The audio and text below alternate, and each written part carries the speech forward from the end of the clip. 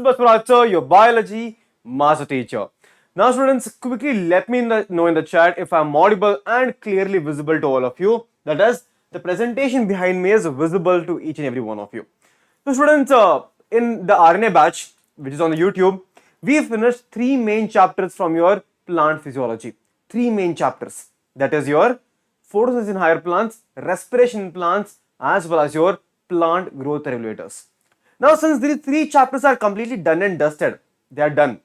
Now, the only way for you to, get more confidence and you feel that yes, this is the chapter which I have truly mastered is only gonna happen when you are able to solve the questions. I know, during the lecture, we solve a lot of questions, right? During the lecture, we solve a lot of questions.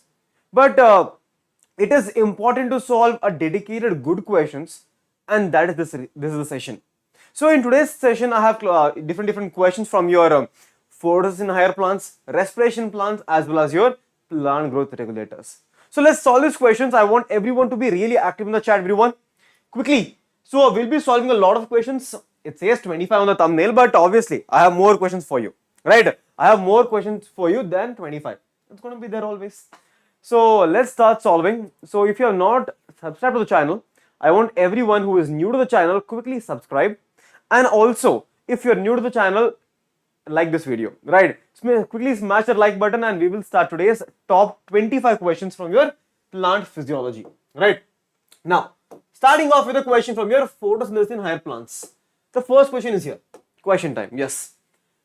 Photosynthesis is categorized as a physico-chemical process. It is categorized as a physico-chemical process because, now why do we call it as a physico-chemical process? Why do we call it? What is the main reason we call it as a physico-chemical process? So if I ask a class 10 student, he'll tell, sir, photosynthesis is a process in which plants prepare their own food.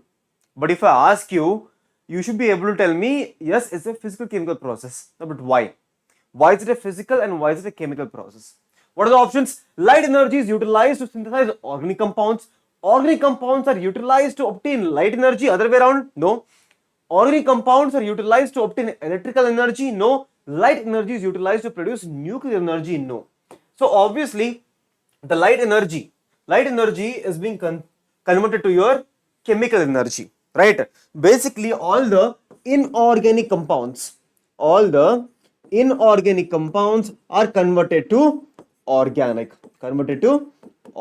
here, right? Inorganic is converted to organic here. That is, plants are able to utilize your CO2, plants are able to utilize the minerals as well as the water to produce the glucose, right? And that is happening with the help of your light and dark reactions. Beautiful. Now look at the next question. Question is very simple, students. Question is very simple. Look at the question now. Which of the following organisms do not release oxygen as its byproduct during photosynthesis? See, all of you know right now, photosynthesis is a physico-chemical process. All of you know that, right? Hello, Divya, Harsh, right? It's a physico-chemical process.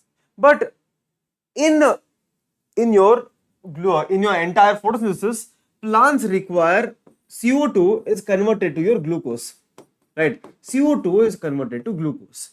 Now here there is reduction is happening. So there is addition of hydrogen. We know there is the addition of hydrogen comes from your water. The addition of hydrogen is coming from the water. So when the hydrogen is donated for making the glucose, oxygen is released as the byproduct in the case of your plants. Oxygen is released as a byproduct.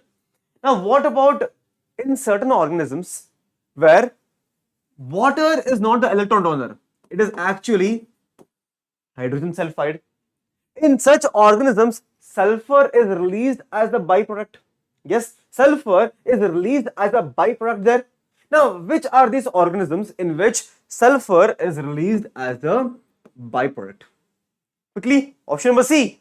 Exactly, purple and green sulfur bacteria. In purple and green sulfur bacteria, sulfur is released as the byproduct. Why? Because your H2S is the electron donor and hydrogen donor. Simple, right? Very simple, right? Now quickly everyone in the chat, tell me your marks now. I want everyone to keep a tab of your marks. If it is going to be 4 marks, tell plus 4. If it is going to be plus 8, tell plus 8. Quickly everyone in the chat, your marks in the chat. Next question. Which of the following photosystems is predominantly present on the stroma lamellae? On the stroma lamellae. Right, all of you know, right? This is your thylakoids. The entire stack is called as your grana. And then we have your one more stack. Between the two stacks, we have a connection. The connection is called as what? The connection is called as your stromal lamellae. And if you have attended my class, that is photosynthesis in higher plants, in the same class I taught you that on your thylakoids, we will find both photosystem 2 and photosystem 1. Both are found on your thylakoid, that is your grana lamellae. But on the stromal lamellae, that is the connecting link between the two different thylakoids, on the stromal lamellae, we only find PS1. We only find PS1, not PS2. So remember this point very clearly, all of you. Okay. So PS1 is found on your stromal lamellae, as well as on your thylakoids. We find both PS2 as well as your PS1. Both are found in your thylakoid. But stromal lamellae only PS1. So what is going to be the answer? Option number A, 2, 3 or D? What is the answer quickly in the chat? Obviously, the answer is going to be option number B. So option number 1, PS1, sorry. Only PS1 is found. Only PS1 is found here on your stromal lamellae. Next question. At which wavelength the color of light maximum photosynthesis in plants is observed? That is, all of you have some favorite food, right? All of you have some favorite food. After eating that food, you are super energetic. Obviously, if you eat curd rice, you will feel sleepy. If you eat curd rice, you will obviously feel sleepy. But similarly, in the case of plants, they have a favorite light. They have a favorite light. Whenever this light is there, they are able to do the photosynthesis much more efficiently. And this is called as your action spectrum. This is called as action spectrum. Action spectrum tells you that at a particular wavelength of light, the photosynthesis is at higher range. For example, at these two ranges, at these two peaks, that amount of light, which type of light, the photosynthesis is increasing. For example, at the blue region and the red region. At the blue region and the red region, plants are able to do the photosynthesis much more efficiently. So what is the answer? Tell me in the chat now. That is called as your action spectrum. It's going to be your blue and red region. Blue and red region. Now that is your action spectrum. Now what is this absorption spectrum? Can anyone remind me? What is this absorption spectrum? Absorption spectrum is a spectrum at which each pigment is absorbing the light. For example, chlorophyll A is absorbing at this wavelength. Chlorophyll A is absorbing at your 680 nanometer. Then we have chlorophyll B at a 600 nanometer. Then we have carotenoids at 550 nanometer. So absorption spectrum, absorption tells you that at which wavelength which pigment is absorbing. What about action spectrum? Action spectrum is telling you at which wavelength, at which pigment is getting excited, which pigment is functioning more, at which color. For example, red light is able to function more, photosynthesis is higher, and at that as well as at red wavelength, photosynthesis is higher. That is your action spectrum. Look at the next question. Which of the following statements about chloroplast is incorrect? About chloroplast, it is said to be incorrect now. Incorrect. Chloroplast has an inner and outer membrane. Is it a double membrane? Yes. Chloroplast contains stacks of thylakoid called as grana. Yes. Chloroplast contains pigment like chlorophyll A and chlorophyll B. Okay. Chloroplast does not have any ribosomes. Quickly in the chat. Quickly in the chat, tell me which one is the right answer. Chloroplast, does it have ribosomes? If it has ribosomes, if it has ribosomes, tell me, is it 70S or 80S also? Is it 70S or is it 80S also? Tell me in the chat quickly. Yes? D for doctor? Exactly. So chloroplast, obviously chloroplast has ribosomes. Chloroplast has ribosomes. But is it 70S or 80S now? Tell me. Is it 70S or is it going to be your 80S ribosome? Quickly, it's going to be your exactly 70S ribosome. So in your mitochondria as well as your chloroplast, we find 70S ribosome, which is just like your prokaryotes. It is just like your prokaryotes. Okay, easy question. See, this is your entire structure of your chloroplast, right? Now, if I ask you in the structure of chloroplast, one more question, easy question. Tell me, in the entire chloroplast, where does the light reaction take place? Where does the light reaction takes place and where does the dark reaction takes place? What is the location of light reaction and what is the location of your dark reaction? Quickly in the chat. Where do you find light reaction and where do you find dark reaction? If you have attended my class, that is photosynthesis in higher plants, all of us know that the light reaction happens in your thylakoid. It happens in your thylakoid.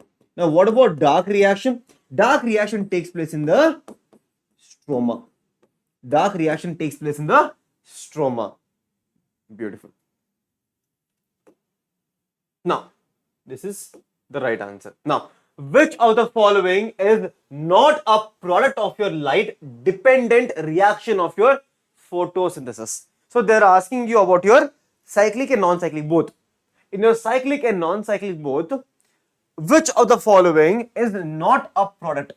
See, all of us know in your non-cyclic, there is O2 is evolved, we have ATP formation, we have your NADPH formation. Yes, NADPH formation is there, and also yes, in your cyclic we have only ATP formation. There is no oxygen, there is no NADPH. Now, what about glucose? Do you find glucose synthesis in your light reaction? Is glucose produced in your light reaction? Obviously not. Glucose is a part of your dark reaction. It is the product of your dark reaction. Now, students, you might think that, sir, this is a very easy question. This is a very easy question. Can such questions come in examination? Yes. In this year itself, there was a question, which of the following are not a product of your light reaction? Similar question, right? So, what is the answer now? Answer is going to be option number B, right? Option number B. Glucose is not a product of your light reaction because glucose is technically part of your dark reaction. Remember that. It is part of your dark reaction, also called as your C3 cycle. Also called as what? C3 cycle. Nice. Now, look at the next question. Which of the following is correct regarding the cyclic photophosphorylation? Which is the correct statement for cyclic photophosphorylation? So, some of you do not know what is the cyclic photophosphorylation. Let me tell you. So, in your plants, we just now discussed, there is something called as a light reaction and there is something called as a dark reaction, right? So, entire photosynthesis can be divided into two parts, that is light reaction as well as your dark reaction. Light reaction takes place in thylakoids, dark reaction takes place in the stroma. All of you know that. Furthermore, light reaction can be divided into non-cyclic photophosphorylation as well as your cyclic photophosphorylation. What is the difference? In your non-cyclic photophosphorylation, what happens? Listen to me very carefully. Listen to me very carefully. This is your complete non-cyclic photophosphorylation. Non-cyclic. This is non-cyclic.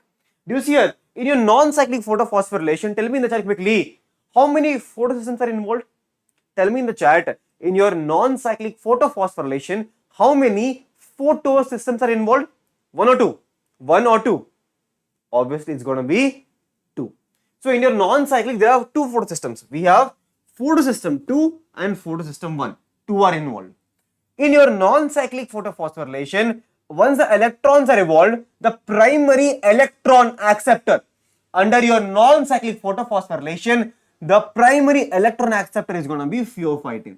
Pheophytin to plastoquinone, plastocyanin, as well as your cytochrome BCX complex, and plastocyanin. Then electron goes to your photosystem 1, which works at 7 nanometer. Electron gets excited. Then the primary electron acceptor from your photosystem 1 is going to be your iron sulfur centers, FD. Then final electron acceptor. The final electron acceptor is going to be your NADP, where NADP is reduced to NADPH. In the entire process, once the electron is being consumed, the electron is replenished by the splitting of water in the lumen, where water is being split into 2H plus O2N electrons. So in the entire of your non-cyclic photophosphorylation, oxygen is evolved, there is photolysis of water, ATP is produced, NADP is produced. It is a non-cyclic and it's called as Z scheme. It is called as Z scheme and it is non-cyclic. Why is it called as non-cyclic? Because electrons are not sent back to your photosystem. Once the electron is being generated, the electrons are being completely consumed here. Electrons are being completely consumed. Okay, electrons are being completely consumed. So what is the question? It says that it involves both photosystem 1 and photosystem 2. The electrons released from photosystem 1 are again cycled back to PS1. Are they again cycled back in your cyclic photophosphorylation? Yes. It requires an external electron donor. Both ATP and NADPH are found. Students, which of the following is correct regarding your cyclic photophosphorylation? We just now learnt about your non-cyclic. Tell me, what will be the right answer for cyclic then? Think quickly. In your cyclic, it involves both PS1 and PS2. This is the property of your non-cyclic, right? Non-cyclic. Okay. This is for your non-cyclic. It requires an external electron donor. Yes, it is about your non-cyclic. We just now learned. In non-cyclic, electron donor is there. That is splitting of water is happening. Both ATP and NADPH are confirmed. Yes, this is also for your non-cyclic. The electrons from your PS1 are again cycled back to PS1. Yes, this is going to be cyclic because electrons are being sent back here. So what is the question? Which of the following is correct regarding your cyclic photophosphorylation? Option number B. This is your cyclic photophosphorylation. See here. What is happening in cyclic? In your cyclic photophosphorylation, once the electrons is being sent, they are cycled back. Now, in your cyclic photophosphorylation, do you see anywhere oxygen is being evolved? No, oxygen is not being evolved. Do you see anywhere photolysis of water? No, there is no photolysis of water. Never. Do you see the production of your NADPH anywhere? No, there is no production of NADPH. Although there is production of 2 ATPs. There is no production of NADPH. Is it a cyclic manner? It's happening in cyclic? Yes, it is happening in cyclic manner. You see that? Cyclic photophosphorylation. Right? PS1. Only one is there. So answer should be obviously 2. The electrons from PS1 are cycled again back to your PS1. They're again cycled back to your PS1. So in your non-cyclic photophosphorylation, under your non-cyclic photophosphorylation, there are two photosystems. Photosystem number 2, photosystem number 1. But under your cyclic photophosphorylation, there is only photosystem 1. Only photosystem 1. Nice. Concept also you are getting revised now. Right? Now, chemiosmotic hypothesis is related to. What is the meaning of chemiosmotic hypothesis? What does it explain? Yes. Now, let me tell you in a very easy manner. It's one of the most easiest things. Here I told you, under your cyclic photophosphorylation, I told you, ATP is being generated. Okay. Under your non-cyclic photophosphorylation, also I told you, ATP is being generated. Yes. ATP is generated in your non-cyclic, ATP is generated in your cyclic. But the question is, how are they generated? The question is, how are they generated? How are they generated? The answer lies in your chemiosmotic hypothesis. Chemiosmotic hypothesis tells you that how the ATP is being generated. That's all. It tells you how the ATP is being generated. So, photosynthesis of water, no. Synthesis of ATP, yes. Conversion of ATP to NADPH, no. Osmorregulation of ions, no. So, what is the answer? Answer is going to be your synthesis of ATP. So, whatever ATP is being produced in your cyclic and non-cyclic, how are they produced? The explanation is in your chemiosmotic hypothesis. Chemiosmotic hypothesis explains how the ATP is being formed. That's all. Very simple concept. Very, very simple concept. If I have to explain this concept, you should know that there are four main requirements for your chemiosmotic hypothesis. The first one is a proton gradient. Second one is an intact membrane. Third one is proton pump. Fourth one is ATP synthase. Four main requirements for your chemiosmotic hypothesis. Four main requirements, right? Now, what is the structure, students? What is the structure? This entire structure is nothing but, in your chloroplast, did we draw different thylakoids? Entire stack called as grana. Do you see one thylakoid? This right here is the magnified image of a individual thylakoid. They are magnifying a individual thylakoid. Now, did we just learn your non-cyclic photophosphorylation? Did we just learn that? We learned here, right? Non-cyclic photophosphorylation. Here. Pheophytin, plastoquinone, cytochrome BCF complex, plastocyanin, and PS1. Remember this flow chart? I will show you where it is. Ending with what? Ending with NADP is getting reduced to NADPH with the help of your FNR. The same thing is here.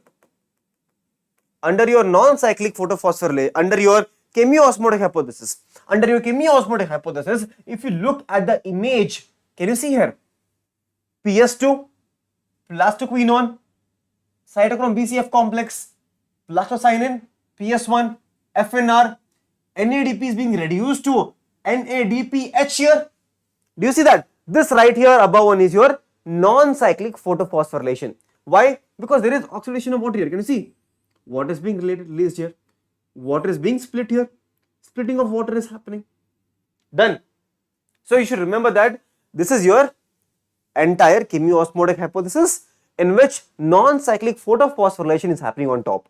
Now, what is the concept here? The concept is very beautiful. It tells you that chemiosmotic hypothesis is producing ATP. And the main reason, and how is the ATP being produced? The ATP is being produced with the help of proton gradient.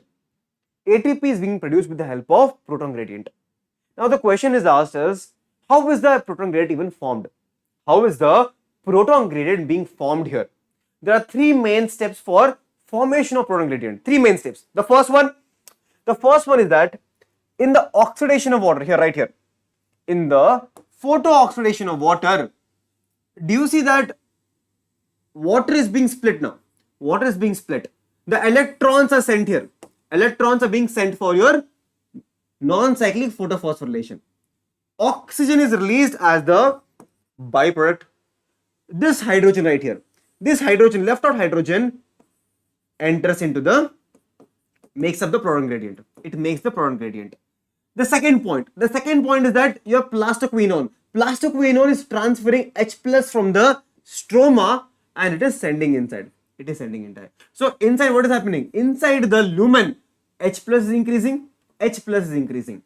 Outside the lumen, H plus is decreasing. And the third main point where, sure, right here, in the last step where NADP is being reduced to your NADPH, one H plus is used from the stroma.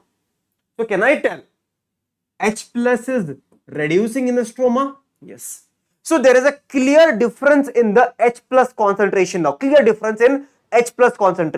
So with the help of that difference, that is called as your proton gradient,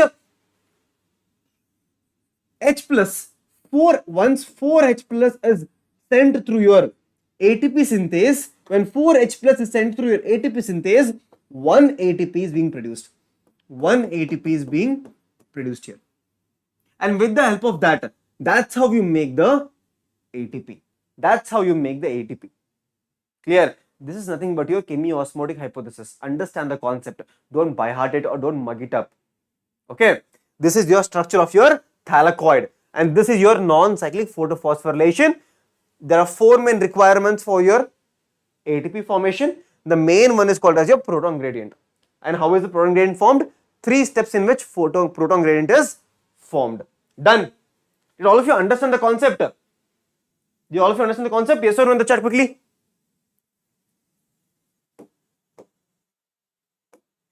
Next question. Water splitting complex is associated with PS1 and is located in the inner side of thylakoid membrane. Did we learn? Is it PS1? We just now saw, right? Splitting of water is associated with PS2 and it is located on the lumen, on the inner side of the membrane, right? It is located in the lumen. PS2 and located on the inner side of thylakoid membrane. PS2 and is located on the outer side of thylakoid membrane. PS1 and it is located on the outer side of the thylakoid membrane. Tell me in the chat now quickly, what is the answer now? What is the answer? We saw a diagram. See, it is PS2 and it is located on the inner side of thylakoid membrane. This is the best diagram for you. This is the best diagram for you. See here. Oxidation of water, also called as your photolysis of water. It is associated with your PS2 and also it is happening on the inner side of the thylakoid membrane. Inner side of thylakoid membrane, that is called as lumen. That is called as lumen. Done.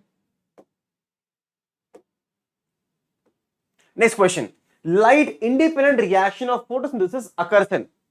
Very easy question. Light independent reaction. All they're asking is dark reaction.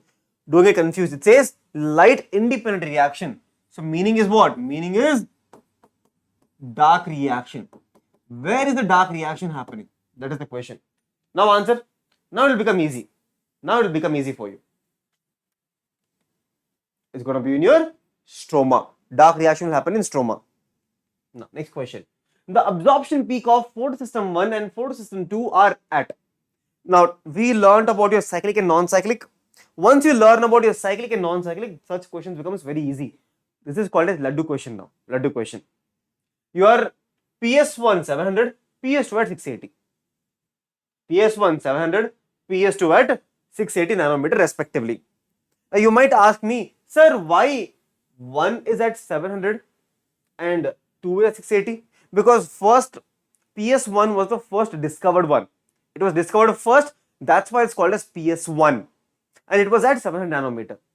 PS2 was discovered later on. That is why it is PS. That is at 680 nanometer. Now, which of the following products of a light reaction are subsequently used during your biosynthetic phase of your photolysis, of your photosynthesis? Biosynthetic phase is nothing but what? C3 cycle or your dark reaction that is your biosynthetic phase. So which product of your light reaction is in your dark reaction? Electrons and photons, water and carbon, ATP and NADPH and carbon dioxide and RUBP. Very easy question. Yes, ATP and NADPH. ATP and NADPH is used in your dark reaction. It is used subsequently in your dark reaction. Yes. Carboxylation in C3 plants requires the following enzyme. Now, if you know your entire step, if you know your C3 cycle, there are 3 steps. First step is called as carboxylation, right? Then we have reduction, and then we have your regeneration, right? In the first step of carboxylation, where your CO2 is meeting with your RUBP, to produce your PGA, 3-phosphoglyceric acid, Which is the enzyme there? Which is the enzyme? The enzyme is going to be Rubisco.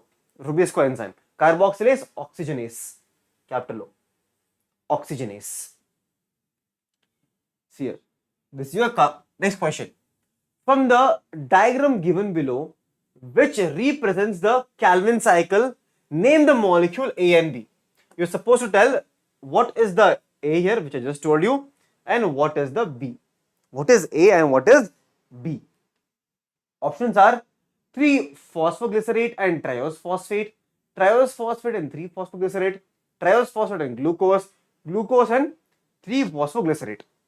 Here, what is A and what is going to be B? See, I just now told you that this is your RUBP. RUBP plus CO2, that is your carboxylation, will result in a 2 molecules of PGA.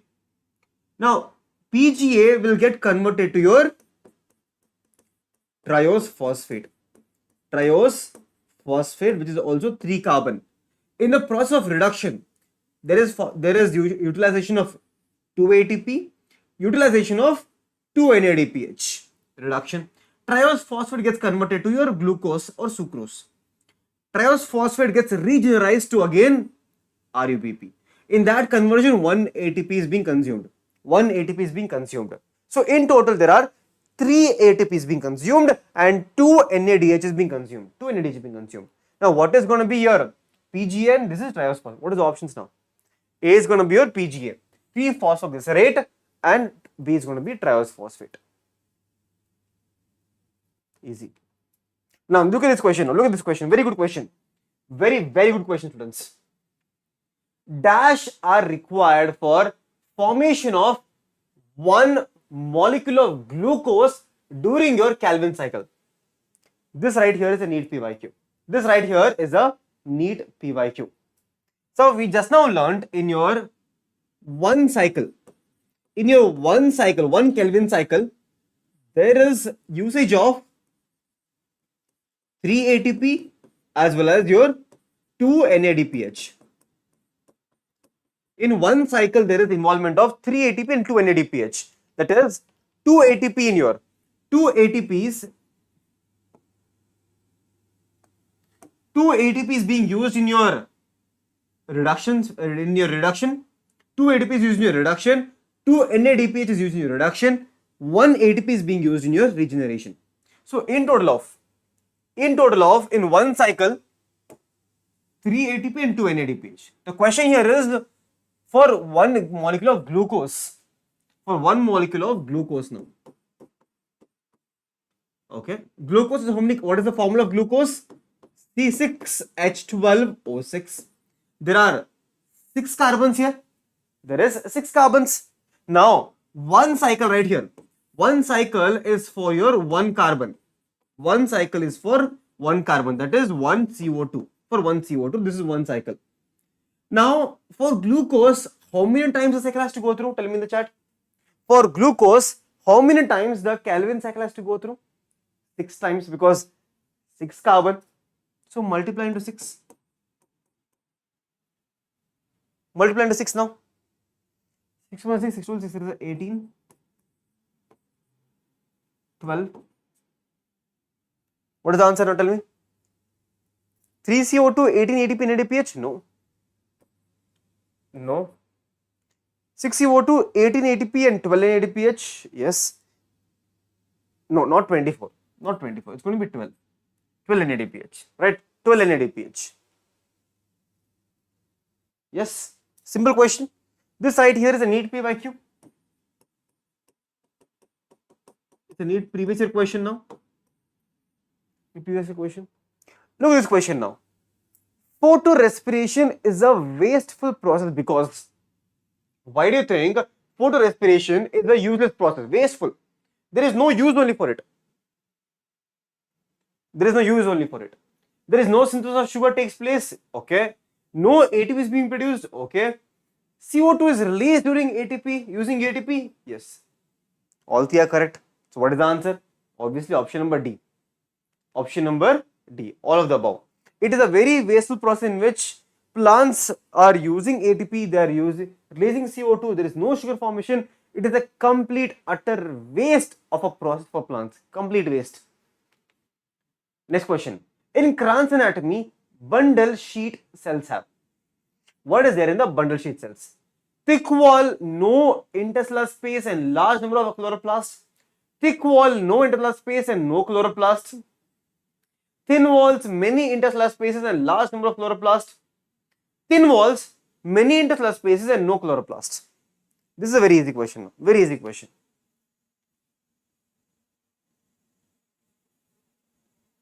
This right here is a very easy question. Obviously, in Kranz anatomy, bundle sheet cells, there are two cells, right? Mesophyll cells and bundle sheet cells. In a bundle sheet cells, they are protecting. Bundle sheet cells are making a wreath-like structure. They are making a wreath-like structure. When they make a wreath-like structure, wreath means that Christmas thing. Wreath-like structure, they will make sure that nothing is entering inside. No gas is able to enter inside. No oxygen is able to enter inside. No CO2 is able to enter inside. They will make sure. So they have thick wall, no intercellular spaces and large number of chloroplasts. Look at this question now. Which of the following is not a limiting factor for photosynthesis? Now this question will make you think a little. This question will make you think a little now. Think. Think a little.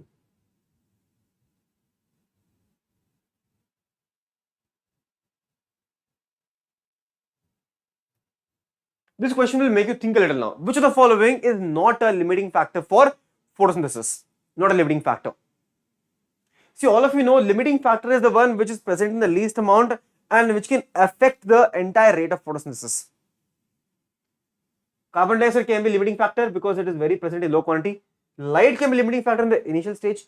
Chlorophyll can also be a limiting factor if it is not present in enough quantity. Now, what about oxygen? Can oxygen be a limiting factor? Obviously not, because oxygen is actually produced within the plant, right? It is produced within the plant. Oxygen is the byproduct, right? Oxygen is a byproduct. Obviously, it will be released by plants. So, it cannot be a limiting reagent. Simple question, right? It cannot be limiting reagent. Next question. Which of the following is the site for cellular respiration in plants? Now we are in the respiration in plants chapter. Which of the following is the site for your respiration in plants? Cellular respiration. Golgi apparatus, cytoplasm and mitochondria, chloroplast, none of the above. See, if you know, in the chloroplast, or when we talk about a cell, when we talk about a cell in the cytoplasm, in the cytoplasm of the cell, we have your glycolysis. In the mitochondrial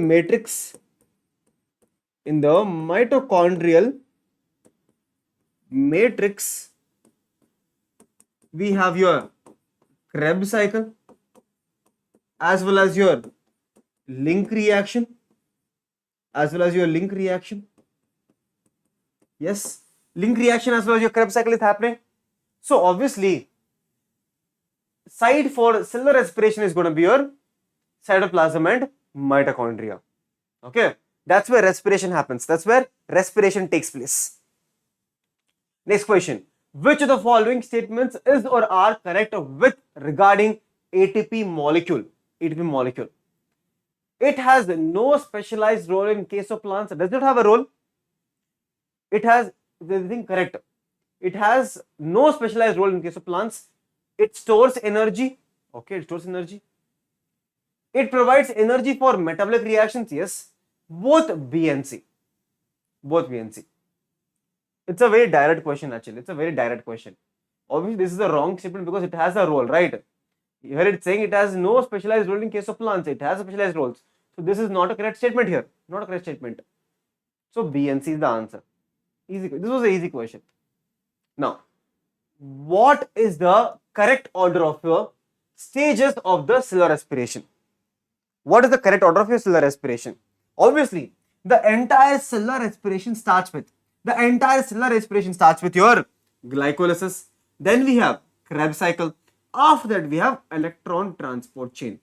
In between this, I should also add the link reaction, also called as your gateway reaction, also called as your oxidative decarboxylation. That has to be added here. That is your answer. That is your answer. Look at the next question.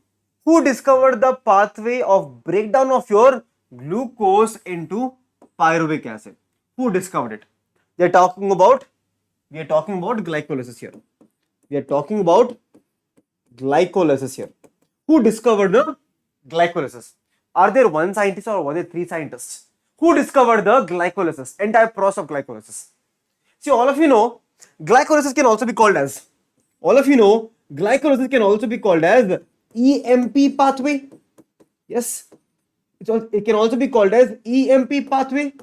That is, it is because of three different scientists, because that is Emden, Maroff and Parnas. EMP pathway. Emden, Maroff and Parnas. EMP pathway. Nice. Next question. In lactic acid fermentation, again, we are getting technical now. We are getting a little technical now. In lactic acid fermentation, the final electron acceptor is. This is your lactic acid fermentation. Tell me which is the final electron acceptor. Final electron acceptor. Is it going to be acetaldehyde, ethyl alcohol, NADH, or pyruvic acid? Or pyruvic acid. So let me teach you the concept here. It's a very beautiful concept. Your NADH is getting oxidized. Now, what is oxidation? Oxidation is nothing but loss of electrons as well as your loss of protons. It is getting oxidized. Now, your NADH is getting oxidized to NAD+. It is getting oxidized. So, your NADH and NAD+ is releasing electrons and protons. Yes, it is releasing. Now, these electrons and protons will be taken up by your pyruvate. They will be taken up by pyruvate. And pyruvate will get reduced. It will get reduced to your lactate. So, tell me, which is the first and the final? The first and final electron acceptor, it is going to be your pyruvate. The first and the final electron acceptor is going to be your pyruvate. Right? The first and the final electron acceptor is going to be pyruvic acid. Understood the concept, students? Understand the concept here. Okay. Look at the next question. The acceptor of acetyl-CoA in your Krebs cycle. Who is accepting the acetyl-CoA? Who is accepting the acetyl-CoA in the Krebs cycle? See, all of us know acetyl-CoA is the product of your link reaction. It is the product of your link reaction. Okay. Now, link reaction product is going to be your acetyl-CoA. Acetyl-CoA is entering the Krebs cycle. Acetyl-CoA. It is meeting with something here. The product is going to be citrate. The product is going to be citrate. What is this here? Acceptor of acetyl-CoA is it malate, fumarate, alpha-ketoglutarate, or oxaloacetic acid? Obviously, it's going to be your OAA, oxaloacetic acid. Oxaloacetic acid is accepting your acetyl-CoA and is getting converted to citrate. Oxaloacetate, acetyl-CoA, citrate. Next question. Beautiful question. How many molecules of carbon dioxide are released in the Krebs cycle per glucose molecule? Let's see how many of you are able to answer this question now. Let's see how many of you are able to answer this question now.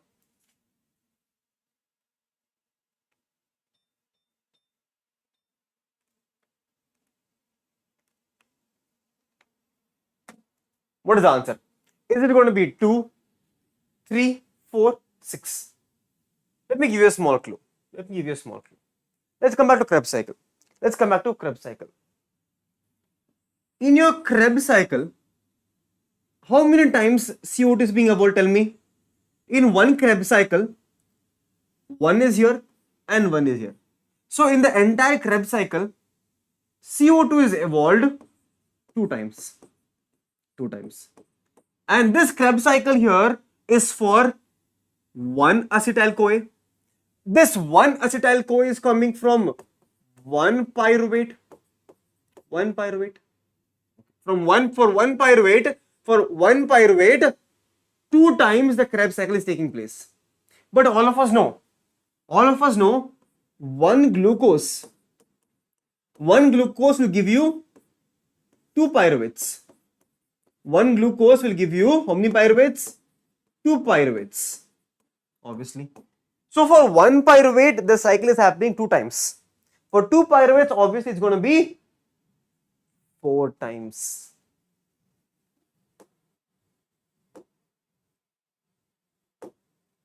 Did all of you understand? Did all of you understand why it's option number C, the four times? Did all of you understand? Because for one pyruvate, it is two times. For one pyruvate, two carbons are released. For one pyruvate,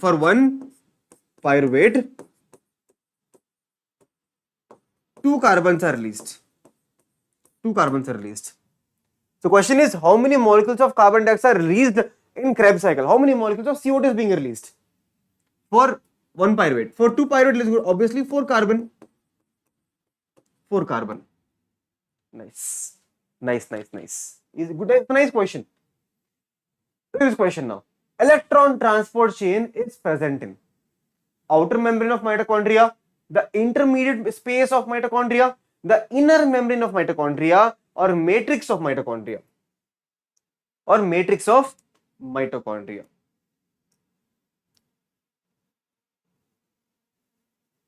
It's a nice question again. It's a very easy question, direct question now. Obviously, it's going to be your inner membrane. All of you know, right? So in your matrix, what happens in your matrix? In my matrix, Krebs cycle happens. Inner membrane, electron transport chain, cytoplasm, glycolysis. All of you know that. Next question. Oxidative photophosphorylation is the production of. What is happening in your oxidative photophosphorylation? That is basically your electron transport chain. In electron transport chain, what is happening? ATP during respiration, ATP during photosynthesis, NADPH during respiration, NADPH during photosynthesis. What is the answer? Again, it's a good question. You might get confused. Here. Friends, remember, under your photosynthesis, there is only and only, under photosynthesis, there is only photochemical reaction. Under photosynthesis, there is only photochemical reaction, that is, photochemical reaction is happening under photosynthesis. But this is called as oxidative photophosphorylation. This is happen only in the case of respiration. It will only happen in the case of respiration. Okay. There are three types of respiration. Totally. The first type of respiration which you study in your photosynthesis chapter, where in your chemiosmotic hypothesis, under your chemiosmotic hypothesis, you learn about your photochemical reactions. Second type of reaction is going to be your substrate level photophosphorylation. Substrate level photophosphorylation you learn in your glycolysis as well as your Krebs cycle. Glycolysis, the entire thing is substrate level. In your Krebs cycle, GTP production.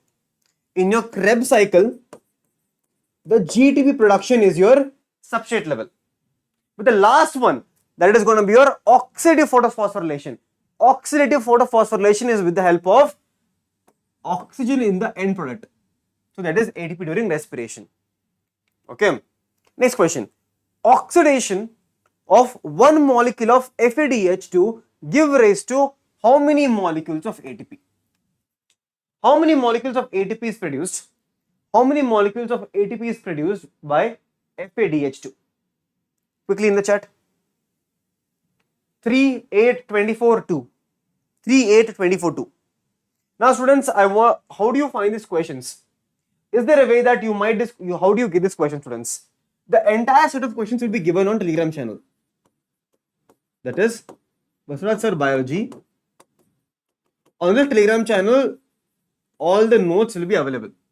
Okay, all these questions I'll be uploading it there. Okay, and also if you're able to solve the questions quickly, smash that like button. And if you're not able to solve, also quickly smash that like button, because all these questions with practice will become easier. With practice, they'll become easier to you. Okay. So oxidation of one molecule of FADH2 give rise to how many ATPs? 2 ATPs. Now what about NADPH or NADH? NADH gives how many ATP? Tell me the check quickly. NADH gives how many ATP? Now students, with that, almost we have solved around 20 questions. We have solved around 20 questions. Now, can we do a small activity? Can we do a small activity? We have a table here. From this table, I will ask you questions. Quickly, I will give you 1 minute. I'll give you 1 minute. In next 1 minute, I want you to remember what is given for auxin and gibberellin. Auxin and gibberellin. And I will ask you a question and you're supposed to tell me which comes where. Okay, ready? Your time starts now. Quickly. Time starts now. Small activity. Look at the function of auxin, look at the function of gibberellins, and I will ask you a question. Okay.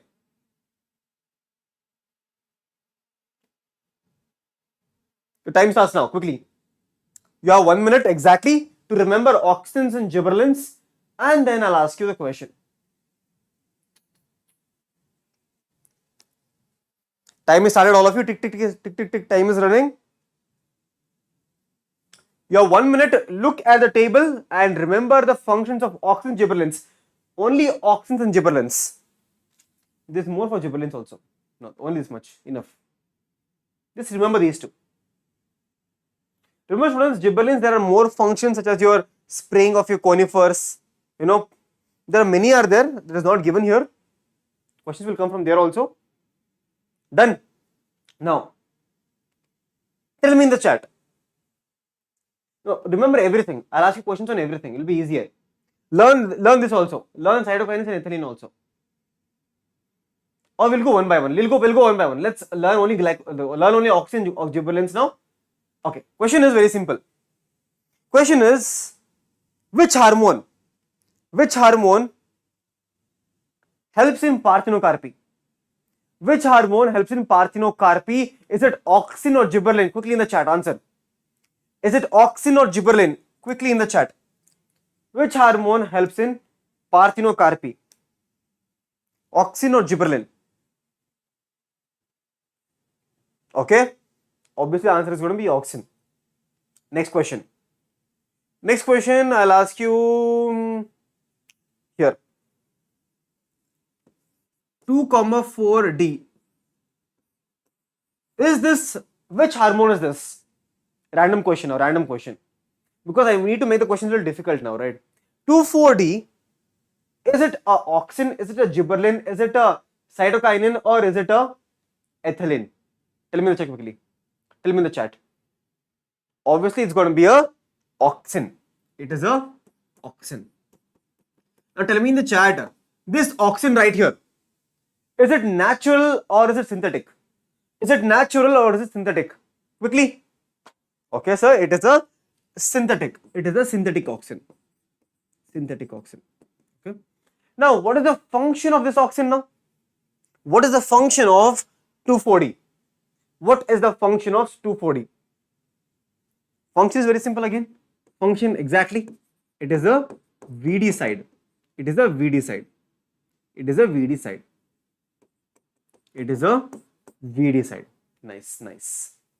VD side. Now, from here I'll ask you one more question. All of you know root initiation. Root initiation is with the help of auxin. What about root hair formation. Which hormone? Root hair formation. Which hormone?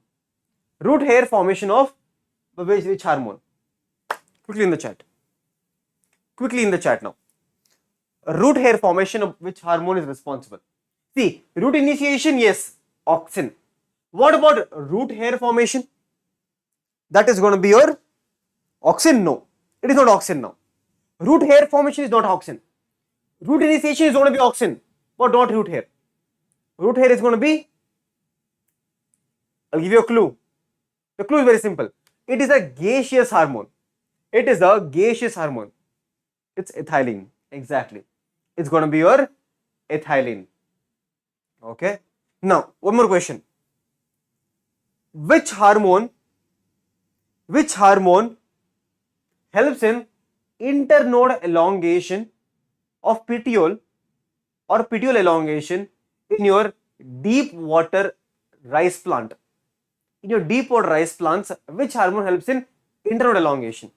Tell me in the chat now. Internode elongation in your deep water rice plants. Easy question again. See students, I'll tell you, from your hormones, there will be always direct question. There will be always direct questions. You need to just remember them. Now you might get confused between, sir, gibberellins, isn't it stem elongation? Everything is with the gibberellins. But students, if you go under ethylene, there is something called as internode or petiole elongation in deep water rice plants. And this right here is a NCERT line. It's right here is a NCERT line. NCERT line right here. Now many students are writing gibberellins already. Is the gibberellins right answer? No.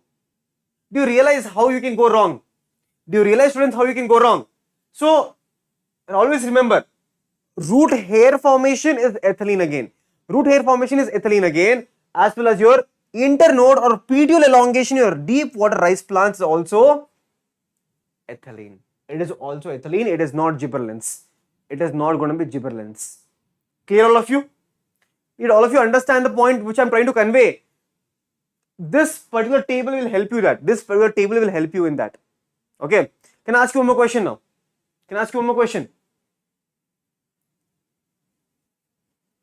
Now tell me, auxins,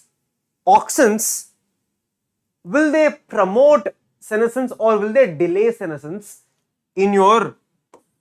So all of you know, auxin is a promoter. It will promote the growth.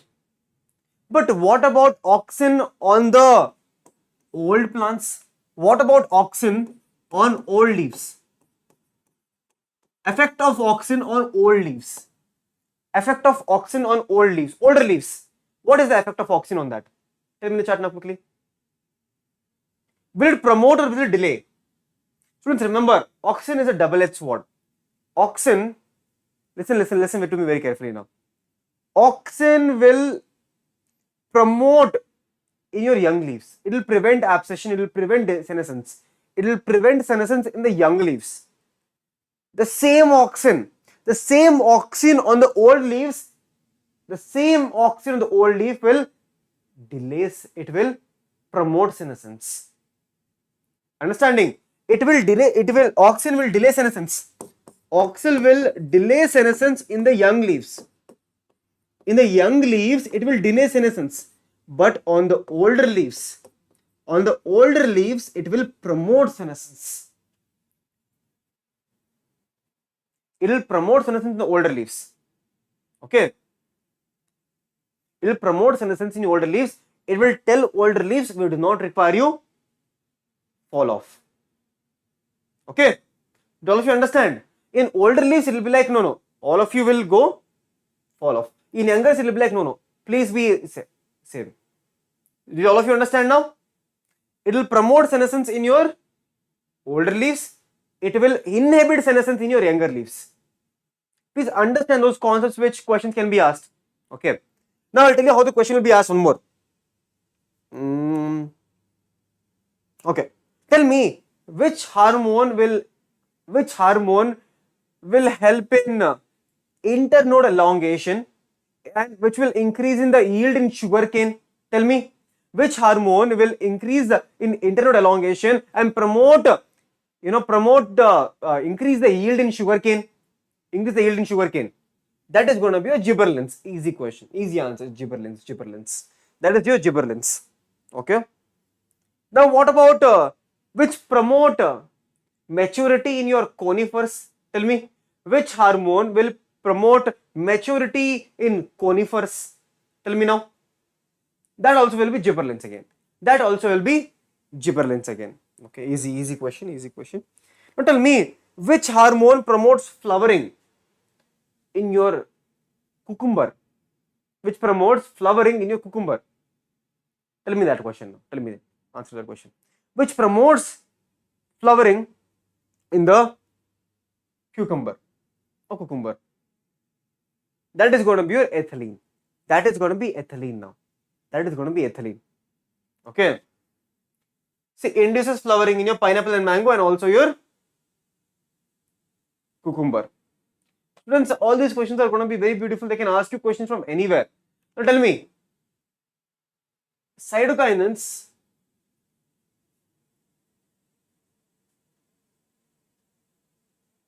okay, tell me, cytokinins is antagonist to which hormone?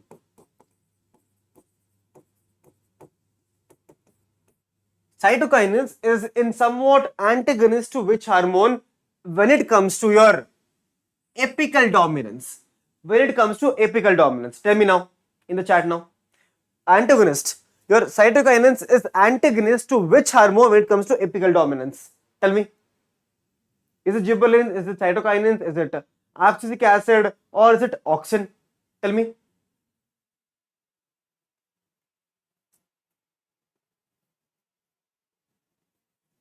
Students, did we learn here? Auxins promote apical dominance. Auxins will promote apical dominance. But your cytokinins will do what? Modify apical dominance and promote lateral growth. It will promote lateral growth. What is the answer? Answer is going to be auxin. Answer is going to be auxin. Students, do you realize how the questions can be asked now? Do you realize how the questions can be asked in your plant growth regulators? Question can be twisted in such a manner that you will get confused. Okay. Now, tell me, which hormone is antagonist to gibberellins now? Which hormone is antagonist to gibberellins? For example, gibberellins promotes seed germination. It breaks bud dormancy, promotes germination. But there is a hormone called as abscisic acid. Abscisic acid promotes seed dormancy. Hey, they like you be dormant. Gibberellin is like seed germination. It breaks bud dormancy. Okay, it breaks bud dormancy. So antagonists should be known for everyone, and you should know the functions of each one of them, how they can function. Okay, students, let me know in the chat today. This is the end of the class now. This is the end of the class. And all the notes will be available on Telegram channel, right? Basavaraj Sir Biology, all the entire notes, these questions will be available here. So download the notes, download the questions, solve the questions, you'll become more confident, utilize the time which you have on your hand, right? Utilize the time. And that's why we are not stopping. That's why we are doing the question practice from now only. Right? We are not waiting until the very end, right? And there is always three rules which I follow.